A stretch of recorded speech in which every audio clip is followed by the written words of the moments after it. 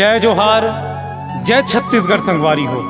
राग अनुराग परिवार आप सबो झन के सादर बंदगी पैलगी करत है। राग अनुराग परिवार आपके बीच में एक ठन नवा सुआ गीत लेकर के आवत है, जेकर गीतकार है श्री घनश्याम सोनी जी, जेल संगीतबद्ध करे है श्री ओपी देवांगन जी, स्वर दे है सुश्री ज्योति भट्टी जी, सुश्री ममता जी और ओकर जम्मो साथी मन। छत्तीसगढ़ संस्कृति के भुइया कला संस्कृति के गंगा बहे, जी हाँ मर्यादा हृदय का पाट ले छत्तीसगढ़ के डंका बजे।